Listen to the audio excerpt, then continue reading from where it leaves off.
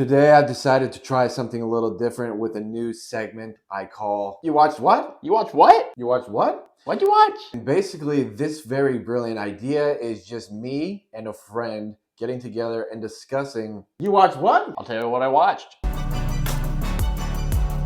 On today's episode, I have with me my longtime friend Hank, and he occasionally watches movies, though not nearly as often as I do because I am a mentally insane person. I wasn't gonna say it, but you brought it up. I don't disagree. Luckily, Hank also has a Letterboxd like I do. I'm pretty popular on it. He has over 2 followers, and one of them is me. We're going to go through all of his diary entries from most recent to all the way back whenever he started Letterboxd. This video is kind of just going to be like a podcasty kind of a video where you can just listen to our conversation. There will be some visuals every now and then if I feel like it.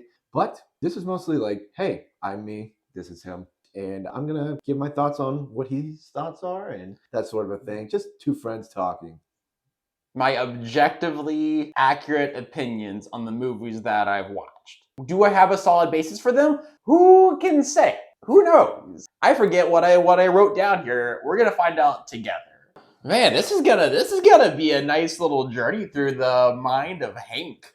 Stream of consciousness. This is like a Holden Caulfield moment. Catcher in the Rye. Who knows what he's thinking? Could get crazy. Once we go back into COVID times, like 2020, 2020, like who can say what I rated what? My mind was not in a good place. So we're going through this together. So I'd like to open with the question, you watched what? The most recent film I've watched is the coming-of-age classic with Michael Cera and Jonah Hill and Emma Stone, Superbad. All right, what did you rate Superbad? I rated Superbad a 3 out of 5. Okay, yeah, to me that is absolutely crazy. So Bryce has a it 4.5 out of 5. A 9 out of 10, if you will. I gave it a 6 out of 10. Six Hanks. I give it 6 swims. Okay, that's good. And I gave it a 9 out of 10 because I'm not an idiot. Am I an idiot? Who can say? You, all the viewers, comment below if you think Hank's an idiot. Is that how you do YouTube? I don't know. I still don't know. I know that! This is obviously, stoner comedy. And I remember rewatching this fairly recently, like 4 years ago, meaning fairly recently. A quarter of your life ago. Exactly. So fairly recently. And I honestly remember it being like way funnier than I remembered. I just had to just admit that it's a comedy classic. I had the opposite reaction, honestly. I remember watching this in high school thinking this is the funniest shit to ever come to theaters in my life. That's how you say words, Hank. This is the funniest shit I've seen in my life. And I just didn't watch it after that. I was like, this is awesome. It's a classic. One and done. Move on. A few weeks ago, I had a free evening and I thought, what's a good movie to watch? Oh, cult classic. Superbad. I watched it. I didn't have a great time watching it. It was fine. It had funny moments. I just remember it being better. Okay, but the cop stuff is great. Look, Bill Hader, Seth Rogen, that is probably the best character trio with McLovin of the movie. I love it. Seeing their adventures around town, running the red lights, just cops being absolute dipshits. Honestly, might be the funniest cops ever in a movie. I'm trying to think of other cops in movies. I can't think of anything other than like Me, Myself, and Irene, but that wasn't a good movie. We'll get to that later. I don't know, but like just like in general, like just the buddy cops kind of things. Those are pretty funny, but like other than that, like just side characters that are cops. What? Like the other guys is pretty good with The Rock and Samuel That's Jackson. very good. Yeah. And then you have 21 Jump Street is another good one. Can you call them cops? Are they cops? Yeah, I think so. Like they're part of the Ice law Cube. enforcement. Ice Cube might be one of the best cops out there. And I work my ass off to be the captain. There was one great part in Superbad where Bill Hader's like shabba-dabba-ding-ba, dabba-dabba-ding-ba, hadadumba, shibba-dabba-doo-ba. You know what I'm talking about? Maybe. Hold on. Pretend he's your little sister. Your little sister. What the picture? How did I only give this a 6? Shibba-da-dee-ba. But he's saying actual words there. I just forget what he says. Your little sister. What the picture? It's great content. It's a good movie. The cops are good. Other than that, I don't know. I just think the Jonah Hill, Michael Cera journey, like I get that it's a little bit closer. It's like two friends splitting off before college and going to different colleges. He's rooming with the other friend who's kind of like the black sheep of the trio. It's just seemed a little all over the place for me. Yeah, like the part where Jonah Hill was grinding on a chick and he got the period. Oh no, I did not like that part. It was funny. Oh my god. Not a great situation. So bad. But they did end up getting the gold sparkly vodka. And that's really all that matters. That's all that matters. Next up, Groundhog Day. Classic. So that's a term that doesn't come around too often. I'm going to use it a lot today because I overuse terms a lot. Groundhog Day, 8 Hanks out of 10. Bryce? I gave it 10 out of 10. It's just an all-time classic.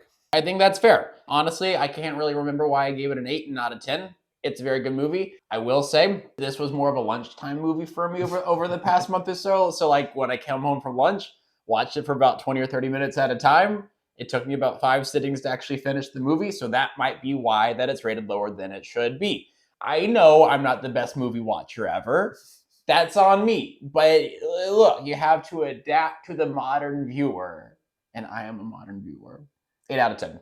I just think this movie is like super funny. It's got a lot of heart and it's like really, really good premise just in general. And it's been replicated so many times but with some sillier, kookier idea thrown into the mix. And a lot of those movies are fun. So I'm glad that it inspired such things. And also just Andy McDowell is one of my, she's in this movie. I'm watching it. And yeah, Bill Murray is just super funny. And Ned Ryerson. Ned Ryerson! You can't forget Ned Ryerson. Now, don't you tell me you don't remember me, because I sure as heck fire remember you. This movie's great, and if you, for some reason, haven't watched it, and if you're listening to this video, hopefully you have. Bryce, that was a great synopsis of why you enjoyed this movie. I, for one, enjoyed it because the ice sculptures were pretty. Or cute. Or cute.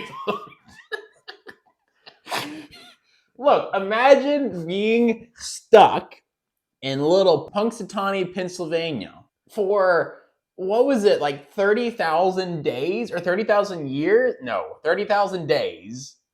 Or no, it was like 30 years. Imagine being stuck in Punxsutawney, Pennsylvania for about 30 to 40 years and being able to master all of these skills. One, being bored enough to do that, but becoming a professional jazz pianist from one lesson a day. And that teacher was so proud of it. That's my student out there. Becoming a professional ice sculptor. And he was ripping and roaring with that chainsaw. A professional card flipper. Just sitting in bed and just flipping cards. What do you call that? Like just throwing cards and being great at it. He knew all the answers on Jeopardy. He knew all the answers on Jeopardy. He saved a boy from a tree thousands of times, and the boy never thanked him. Not one. Not once. He once broke up a marriage and then saved a marriage. What a man. Yeah, honestly, one of my favorite parts of this movie is the snowball fight. Towards the end, where he's just like trying to make it like super perfect, and by a certain time, he's just been like he's just been like so over the top to where it's just like you're an asshole, buddy, and it's like so funny. Hey, here's a humdinger over here. Hey, it's just great. It's like movies, man. Imagine going through all of this for 30 years, and I get that he went through a whole personality change. He ended up being a good person, and he was really not a good person in the beginning. But what got him out of the loop over anything else was the bought insurance from Ned Ryerson. The Ned. Ned Ryerson? That first step's a doozy. Sometimes I just want to be able to go through life like Ned Ryerson without a care in the world. So I was reading up on this movie after I watched it, and there is a theory out there that Ned Ryerson is actually the devil, and he traps Bill Murray into this loop because he doesn't buy insurance from him. And because He finally bought insurance. That's what gets him out of this loop. He got the full coverage. Life, auto, Give me a second. homeowner, injury prevention, liability. Bill Murray got it all. Phil Connors, that's his name, right? Yeah.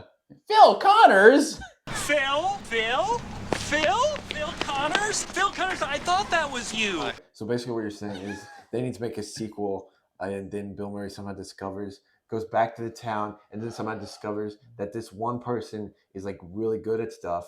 And so he's like, maybe this person's been in a loop the whole time. And then he's like, how is this possible? And then he somehow sees Ned Ryerson being the devil. Yes. That I might give a 10 out of 10. That's crazy. Next movie. The next movie we have that I've watched. When did I watch this movie? I watched it on September 4th. So I've watched 3 movies in the past month and a half. I'm sorry. An avid film connoisseur. More of a TV guy. I'm watching Star Wars Rebels right now. It's pretty good. Good plot lines there. Dave Filoni, awesome stuff. Talking about movies though. The next movie we have on our list is Passengers, starring Chris Pratt and Jennifer Lawrence. I gave this an 8 out of 10. I gave this a 6 out of 10. This movie kind of gets dunked on a lot, but honestly, we need more movies like this where they're just trying stuff, doing some sci-fi stuff, and it's got, Chris Pratt and Jennifer Lawrence, 2 big stars, and they're just doing stuff. We probably need less movies where the character does some of the stuff he does in this movie, but I come from the school of thought where it's like, this is a movie and I'm watching characters do things, and so it's interesting. And the fact that he does a bad thing is actually compelling instead of it just being, happy, happy, happy all the time. Just because we don't want happy, happy, happy. We want happy, sad, happy. Could we write a movie? I think we could. I doubt it. But yeah, obviously it's really fucked up that he opens her thing and basically ends her life immediately from doing that. But Spoilers. it's the basic premise of the film. Yeah. Not really a spoiler. Okay, not a spoiler. Basically, the movie. I guess the movie is called Passengers and not Passenger. Passengers. You might know that coming in. Yeah. There are, in fact, 2 real-life human beings in this movie. It's kind of cool just seeing Chris Pratt just be really bored and just basically living on a cruise ship in outer space and just doing whatever the hell he wants to do and talking to this robot butler guy. And then all of a sudden he's like, you know what? Girls are cool. So I'm going to ruin this woman's life because she looks attractive from the inside of her disgusting crypto cryo suit or whatever. He says that he fell in love with her. He just... What? How? You don't buy it? No! She's pretty and was a writer from New York. Like, okay, she's got a high ceiling and she's probably a great person. You can't fall in love with a person if you've never met them before. Chris Pratt, what are you doing? What are you doing? Anyway, I gave this an 8 out of 10. Is that probably too high of a rating? Yeah. Like, looking back on it, I get this may not be the best objective film out there. The premise of it was great. Just a small cast, good plot, and a nice conclusion to it all to wrap it up with a good climax in there too. I just enjoy watching this. It was my second time watching it, and I liked it before, and coming back, I realized I still like it. Those thoughts are genuine in this little noggin of mine, and 8 out of 10. What can I say? Upper tier movie in my heart. Plot twist, this was a rewatch, apparently. It was a rewatch. Interesting. I watched You this. just rewatched it. I watched this for the first time, probably about 7 or 8 years ago. I forget when it came out. I think 2016, but about 7 or 8 years ago when it first came out, I watched it, and I thought I really enjoyed that.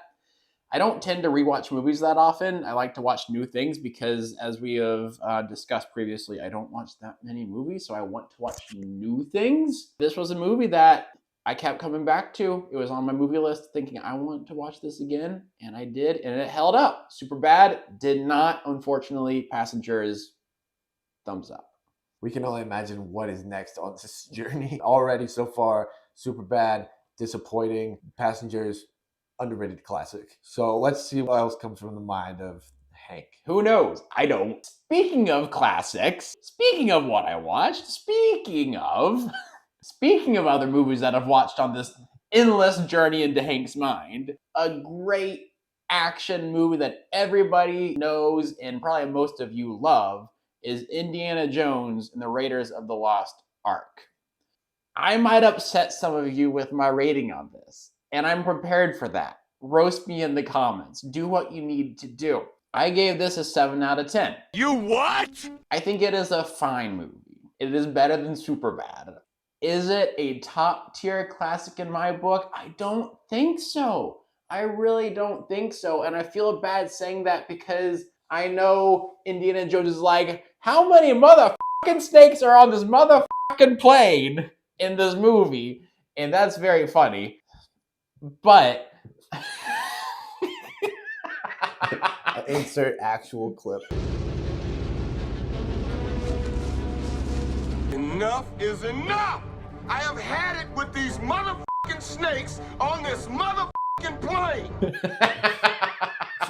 This is Snakes on a Plane, right? It's the same thing. It's a good movie. I think this was my first time actually watching it the whole way through. I had seen parts of it before I knew the premise of it. I just thought it would be better than it was. And again, it was good. I just think there are better action movies out there. See, I didn't grow up with this movie. I watched it for the first time probably 7 years ago. Really? Maybe. I thought it was good. Similarly to Hank, I was like, this isn't the greatest movie of all time, but it's good. And then I rewatched it before the new Indiana Jones movie came out, and then I was like, younger Bryce, you're a fucking idiot. This movie is pretty damn good, and it's like just a masterpiece, like action through and through, where it's just like Steven Spielberg is in the prime of Steven Spielbergdom, and he's just like, this is how you shoot this shit, and here you go, eat it up. And it was kind of like a really fantastic homage to, you know, those old serials and stuff. You all know all this stuff because you have heard of movies, and this is freaking Indiana Jones Raiders of the Lost Ark. So I'm not telling anybody anything that they don't already know, but yeah, I really got more of an appreciation for it whenever I watched it again, to where I was like, yeah, this is 1,027% a 10 out of 10 versus just a solid 8 out of 10. Hey, this was cool. I had Indiana Jones in it. No, this is just a great movie with a fantastic villain, and you know, it's one of those Nazis are bad actually movies, and you're like, yeah, they are, and then they lose, and his face gets exploded at the end, basically, and melts off, and it's just That was a good scene. Some most iconic shots in movie history. That was a very good scene, and that does give me some hope for me thinking that maybe I'm not actually an idiot, rating it a 7 out of 10. Maybe I'll go back in a year or two and I rewatch this and I realize, wow, I am a fucking idiot, and I do rate it a 10 out of 10. But it's good to know that Mr. Bryce, the connoisseur receiver here, did in fact rate this an 8 out of 10 at one point, and did not think this was a top tier movie. Which also means I am a fucking idiot. Oh, we already knew that one. Yeah, if you've seen any video on this channel, you're pretty well aware. Watch the Taylor Swift one. You get it. Definitely no signs of idiocy in that video whatsoever. This is a very serious channel with serious content, talking about serious topics around the world. Yeah, I film these with my phone and I edit them on my phone. So pretty much like a cinematic film almost. If you ever wanted to learn more about the movie Cats and Bryce's thoughts on the movie Cats, you can find out about that in his Taylor Swift video. It's very, very compelling. It's very in-depth. Next movie. I'm skipping Hail Caesar. I don't remember anything about that movie. Our next movie is Hail Caesar. Did I watch this on an airplane? Yes. Is that the best movie-going experience? No. Did that affect my enjoyment of this movie? Probably. But I wrote it down. It's there. We're not changing it until I rewatch it, which might be never. I gave it a 6 out of 10. It could have been lower, honestly. I kind of forget what happens in this movie. There's something about communists and a guy getting kidnapped, but he's not really kidnapped then. I don't know. It's okay. It's a little all over the place. George Clooney's fun. There are some other people in it who I forget about. It was fine. It's forgettable, though. It's forgettable. That's all I have to say. Yeah, pretty much agree. I don't know. I'm not super big on this one. I give it a 5 out of 10. I could see myself rewatching it and being a part of the cult of thinking this is an underappreciated work of the Coen brothers. And they're not wrong. It's just a different opinion. There's some very awesome scenes and sequences in this, and it's a fantastic cast. And I really like the old Hollywood vibe of it, but I don't really think it worked as a whole from what I remember. And I don't know. I probably would have preferred just a segment of the stories and just focusing on the ones I liked, I guess. I don't know. Look, if you really love this movie, I'm sorry. I don't got it for you. I don't have it. This is not the video praising Hail Caesar. We're not saying Hail Caesar to Hail Caesar. Which is weird because the thumbnail is just Hail Caesar, greatest movie of all time. So kind of misleading for the viewers. We apologize. We know that you've been waiting about 20 minutes now to get into Hail Caesar and all the praise we have for this movie. It's not there though. Yeah. This is not a well-crafted video essay about the underrated masterwork, Hail Caesar. No, we are not writing a thesis about that one bit. You can find that in the search bar. I would imagine someone has already put together that video, and it's only 27 hours long. So for your entire week's worth of work listens. It turns out that YouTubers and video connoisseurs are actually very concise in what they have to say and are not overly verbose at all. They would not post an hour-long video of talking about absolutely nothing with someone who barely watches movies. That would not happen. A what? Next movie. The Worst Person in the World. This is actually a movie that Bryce has not seen yet. Mr. I know every movie. Blah, blah, blah, blah, blah. I'm talking to somebody who's never seen a film in his life. What an idiot. Blah, blah, blah. Well, you watched what? You didn't watch that. Worst Person in the World. It is a Norwegian movie. I enjoy this movie a lot. If you're looking for a happy-go-lucky, good movie, family night, just to like kind of relax after work on a weekend, eat a pizza with, don't watch this movie. Don't do it. It is sad, it's introspective, it's a social commentary on how we live our lives as adults and making friends and dating and the struggles of all of that. Holy shit! It is tough to watch, but it's so damn good. I give it an 8 out of 10. The way you described it and how much that sounded like a movie that was about you and stuff, how the did you not get that 10 out of 10? I don't really remember. Let's read my review right now. Introspective as hell, period. An overwhelming feel of regret for what I haven't accomplished in my life. That's probably why I didn't give it a 10 out of 10. That was too sad. The movie made me mad.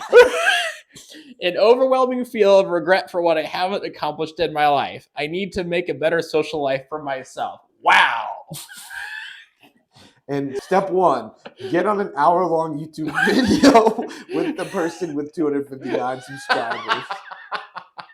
It's over 258. Yeah, it's more than 7. And that was really my goal when I started this. It's a good movie. You'll think about life a lot. And of course, I have an expensive watch list, but I will probably put this at the front of it just because it's in this video. So now I have to watch it. And the way he described it sounded more interesting than the way other people did, even though the way they did was also a very interesting description. But I was just like, I know this person in real life, and he cathartically described it to me. And I'm like, yep, I think this is on Hulu, I want to say. So It is I on Hulu. will watch it. Note to me when I'm editing. Holy shit. I can't believe I wrote that stuff down. What were they doing on August 17th? I know, I love looking at my shit and being like, what the was I? Again, This day? this is Holden Caulfield shit happening right now. And then like back in like high school or like earlier college, it's like, oh, you watched 8 movies today. What the Like there was a couple times where I think I logged like 7 or something. I remember freshman year in college, I watched a whole season of The West Wing in one day. Is that healthy? No. Do I recommend it? No. Did I learn a lot about Jay Bartlett in the early 2000s America? You bet I did. You bet I did. Uncle Buck, the next movie on this really wonderful list, if I do say so myself. I try to watch only the best movies out there, and you're getting them right now. Uncle Buck is a great family-friendly film, unlike the last film, that is honestly comforting. It comes from a lot of different perspectives, the kids, the parents, the uncle, and I think Wait, who's the uncle in this? Buck! No matter who you are, you can relate to somebody in this film. And I don't know. I forget the plot, if I'm being honest. Hold on, don't put that in there. And honestly, it was just a good movie all around. I would probably watch it again. This is a good movie to watch at Thanksgiving or Christmas or when you're home with the family. I gave it 8 Hanks out of 10. Yeah, it's been longer than Hank since I've seen this movie, so I have it tentatively at a 6 out of 10. You haven't watched Uncle Buck since July 19th of this year? Let me see when I logged it. It's a movie you should be watching every 3 months at minimum. It's been at least 7 or 8 years since I've seen this. So a couple notes from my vast research of the film. John Candy. I Fantastic. want candy. That was actually his theme song.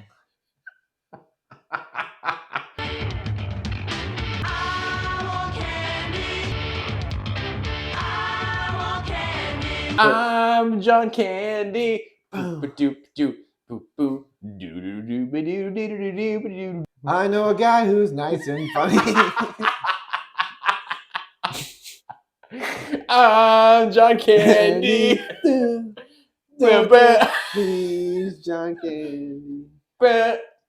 All right, so in short, don't be surprised if in a few months you see a video thumbnail with John Candy on it, and it's a parody music video. I'm John Candy, or he's John Candy, whatever we're workshopping it.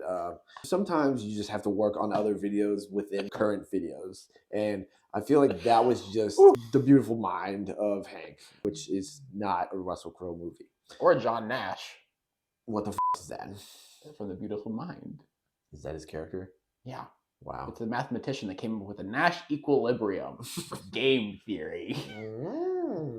Uncle Buck is really a movie, and yeah, it was cool. Something with pizza, something with couches, Big pancakes. massive. Big pancakes. And Macaulay Culkin, yeah, funny feller. I'm really enjoying his collaborations with Red Letter Media. Yeah, so he's kind of got a little resurgence where they talk about movies in a much better way. Go watch their stuff. No, watch ours. We're the grassroots. Well, he's the grassroots show. I'm just here for this episode. You don't know me. Who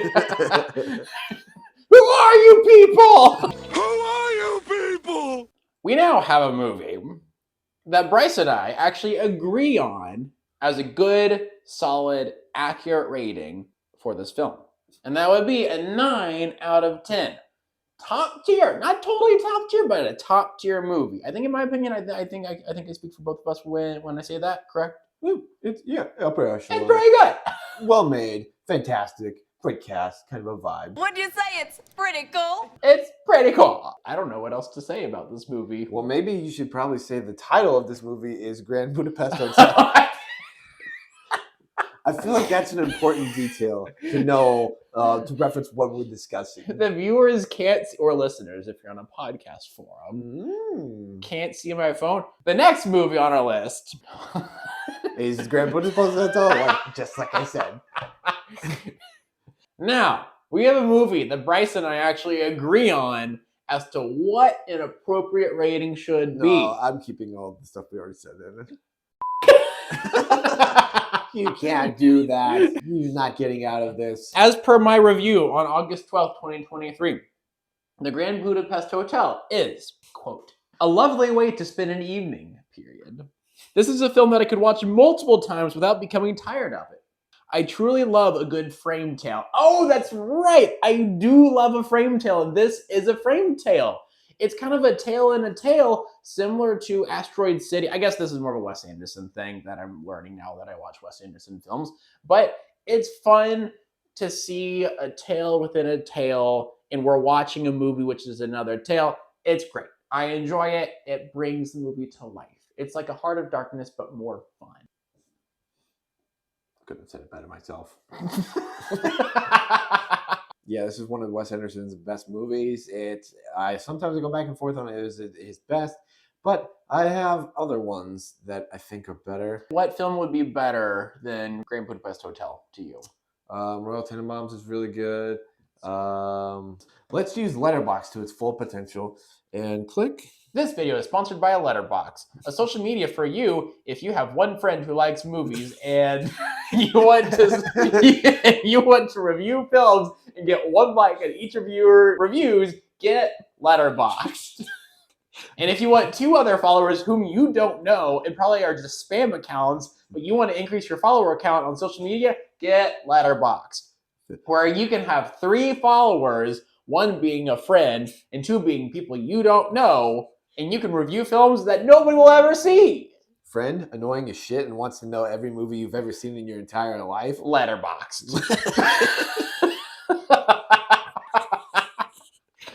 And on a solid note, if you're my friend and you don't have it, please get it and and rate literally every movie you've ever seen so that I can click on it and see what you rated it. It's true. I do this for myself, but I do it more for Bryce than I do for me because I just know that it gives him joy when he sees a review and a rating of a movie that I have just watched, and he can now converse with me about that movie.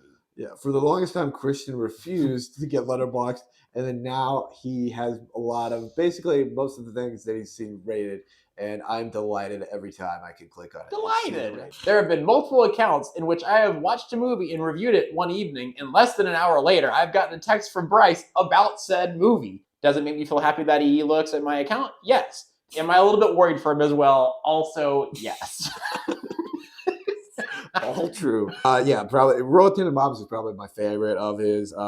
Moonrise Kingdom is up there too. But yeah, Grand Budapest Hotel is definitely in the conversation. I think I would put Grand Budapest Hotel over Moonrise Kingdom. Yeah, that's fair. Yeah, I could definitely say it was his best movie. We might get to Asteroid City in a bit. Did not like that one that much. It was okay. This next movie, comedy classic. You think you like Steve Martin? You need to watch this movie. You haven't seen nothing yet until you watch. Wait, what's it called? The Mean Guy? No, it's called The Jerk. Oh, The Jerk. The Mean Guy was its working title. Did not test well. Later, he would make The Lonely Guy, which was inspired by the working title, Mean Guy. They went with The Lonely Guy instead of Loner. You got jokes, folks. It was a compromise between him and his fellow cohorts of film. These are the kind of tidbits that you get from these videos. So anytime you see a thumbnail with "you just watched," that's what you're getting. I'm not watching this. Fear for your life. Do not subscribe. If this is what you want, go to therapy. You have deep issues. Please. The Jerk. I gave it a 9 out of 10. It is one of the best comedic films I have ever seen. It is one of those movies where it is so quotable that it's hard to remember the quotes as you're watching the movie because the quotes come one after another after another. This is one of the first movies that Bryce showed me as a kid. I think we were in 6th or 7th grade, and you were like, "Hey, Hank, we should watch this movie." You know, prepubescent Bryce, you know. Yeah, I used to sound like Hank does now. That's a fair joke. that's good. I do appreciate that. Yeah, if you haven't noticed, his voice is high pitched. And if you have not already turned it off from just absolute disgust. You watched what? Anyway, some people. We watched this movie, and he was like, "This is the best movie I've ever seen." And I said, "Okay." And so we watched it, and I was like, this is a good movie. I don't hate it. It's fine. It's good. We laughed. And that was it. And it's been about 15 years now. And I thought, all right, I need to watch this movie again. It's time. And this is one of my few rewatches in life. And I watched it, and it holds up. It holds up so well. Some middle school movies just do not hold up well. Steve Martin, great. Just such a good movie. Could not rate this highly enough. Well, I guess I could. I could give it a 10 out of 10, which I did not. But I save the 10s out of 10s for special movies.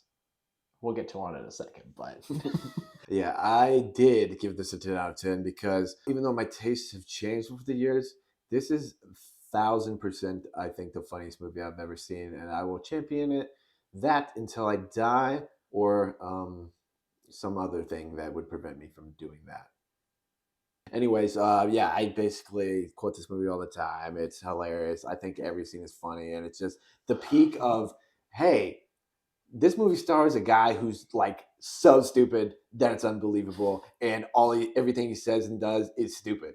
And some people might find that annoying. I found it fantastic and absolutely to be the greatest thing I've ever seen because they play off with the different jokes of different things and situations. And this man literally lived an insane life to the point of where he was literally born a poor black child.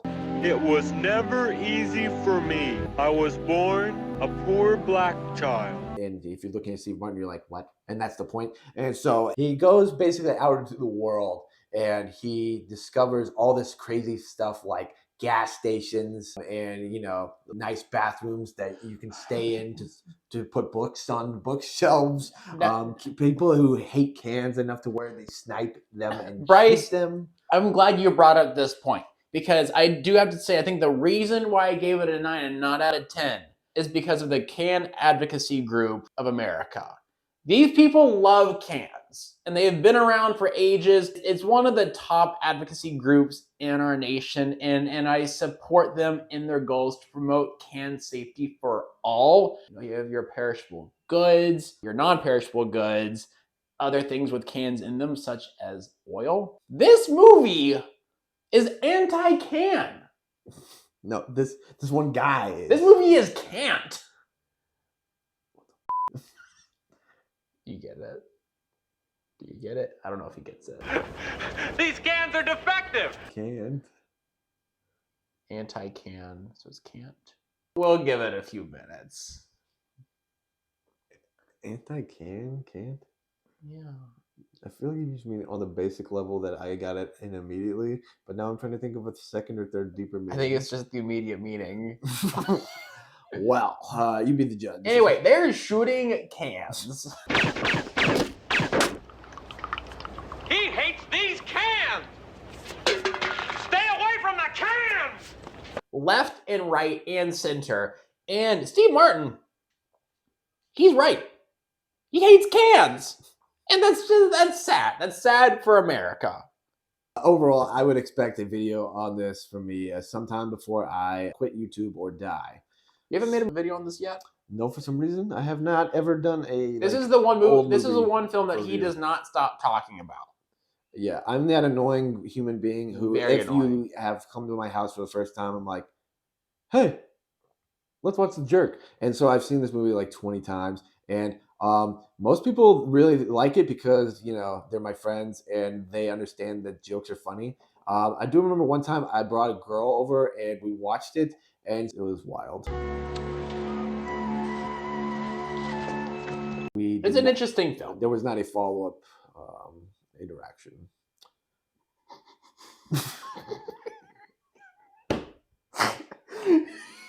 I enjoy that in this nice deep insight into Hank's mind. We're getting a little insight into Bryce's mind as well.